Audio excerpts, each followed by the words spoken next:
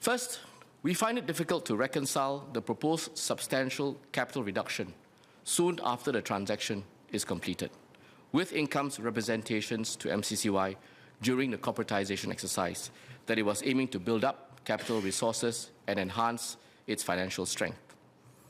As I had explained, as part of that exercise, Income had sought and obtained an exemption to allow it to carry over a surplus of $2 billion to the new corporate entity. The proposed capital reduction runs counter to the premise on which the exemption was given. If not for the ministerial exemption in 2023, Income Co-op's accumulated surplus of some $2 billion would have gone to the CSLA after being wound up, to benefit the co-op movement in Singapore as a whole.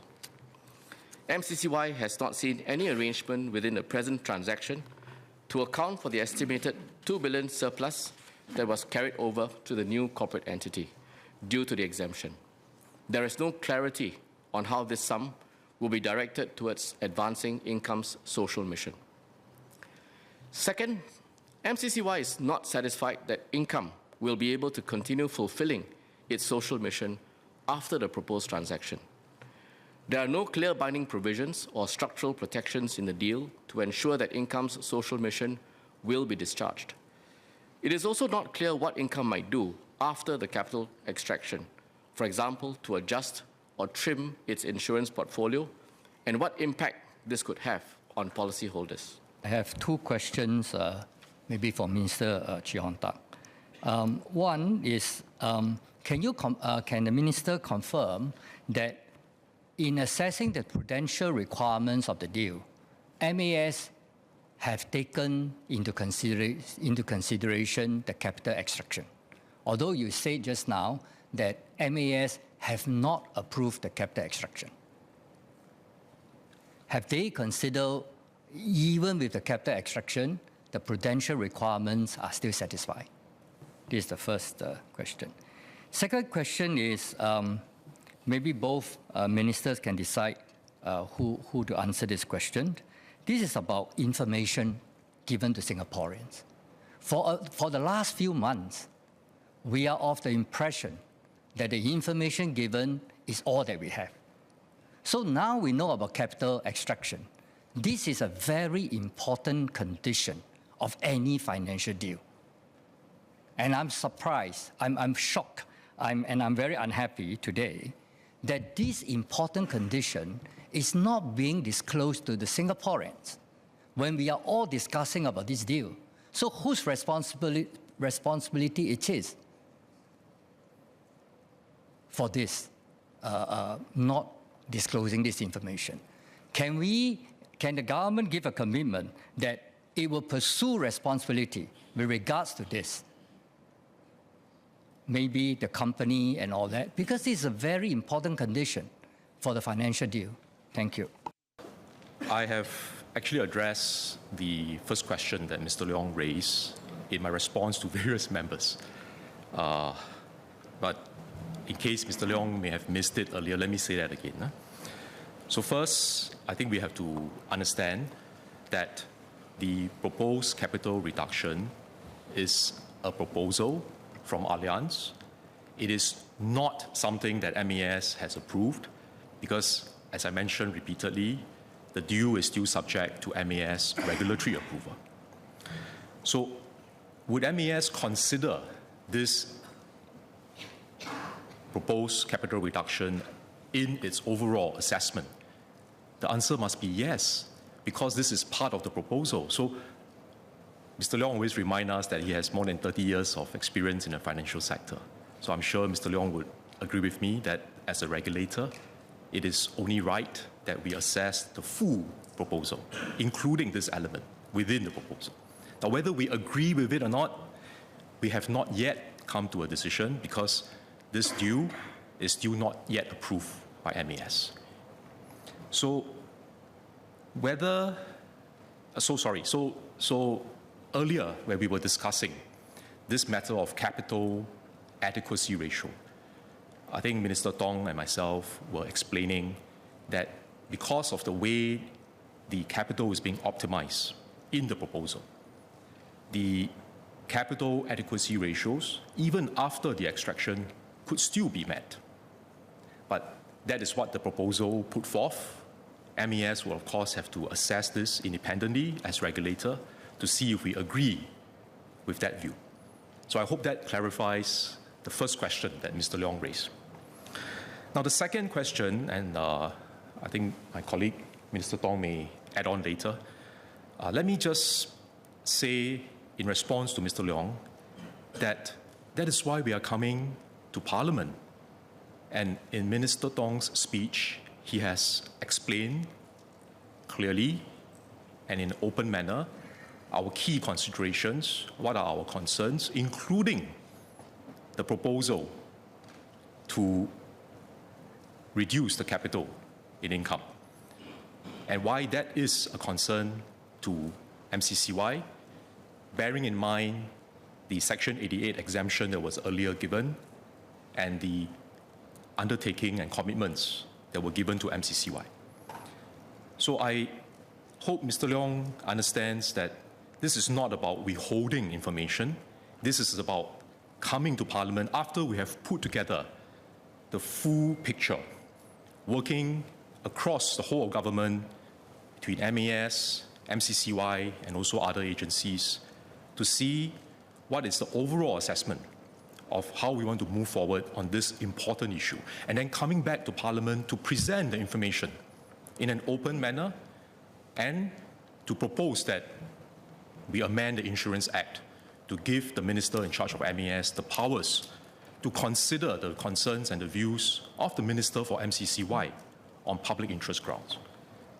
So I think it is important for us to recognize that this due, it is not yet approved, and this due is something that is ongoing, under consideration by shareholders, and that's why we have some urgency, and that's why we are coming to Parliament to seek approval urgently. Thank you. So I think Mr. Leong shouldn't mischaracterize what happened. I explained it in some detail in my speech, and I hope that you will not mischaracterize it by suggesting that information has been withheld. On 6th August, we were here, we explained why we believed that it is important for Income to have the ability to find and make arrangements for a partnership. But as you know, the transaction was not approved, had not been approved, is being considered. We then got information from MAS. We shared information. And as you heard me say earlier, this is how the government works. We studied the information carefully, went through, understood the transaction and its impact, understood it from a financial perspective, understand it from a social mission perspective, and then after coming to a view that it would not be in the public interest for this to proceed, we had to decide what's the best way to deal with this, to handle this, having regard to the fact that the Insurance Act gives MAS the ability to look at transactions from a financial or prudential perspective, but not from this angle, which is the views of the MCCY minister overseeing cooperatives. So we had to reach a view as to not just that it is not in the public interest to proceed, but what we would do about it, which I'm sure Mr. Leong appreciates is equally important. This is, after all, a live transaction. It's going on, and there is market-sensitive information as well. So the first available opportunity, we've come to Parliament, explained it in a ministerial statement, the background, as well as the steps moving forward, and then tabling a bill, which we'll put in a few moments, for a debate on Wednesday, as much time as possible in the context given to members, given that this is a live transaction, and we can't leave this state of uncertainty pending. So I hope Mr. Leong appreciates that that's the scenario that we are in, and that there's no question of any information being withheld, either from Parliament or from Singaporeans. I'll allow one last clarification from Mr. Leong. Please make it short. You will have the opportunity to debate the merit and the principles of the bill at the second reading and third reading on Wednesday. So could you make it a short clarification, please? Yes, sir. I'd just like to say that I appreciate all the clarifications that both ministers have done today. Thank you very much. when I talk about responsibility, I'm actually talking about more when Income make the announcement. Are they withholding information? Because we Singaporeans are all debating this deal, you know. If this capital extraction is included right from the beginning in the deal, this information should have been made available to all Singaporeans. Thank you. The considerations for why government has concerns for this deal, I think Minister Tong has already explained. And I just wanted to reiterate one point, an important point that Mr. Tong said earlier, which is that from NE and from NTUC's point of view, their objective, their intent of entering into this deal with Allianz is to strengthen Income so that Income is in a better position to do well and to be able to meet its social obligations. So that was the intent. Now, government has a different view because of the concerns that we had, as Minister Tong explained, and that's why we are coming to Parliament. But I want to say this because I think it's important that we don't leave with the wrong impression that for NTUC and for NE, their objective of wanting to go into this deal was indeed to do what is right and is indeed to allow Income to be strong and to be able to do well so that it can continue to do good.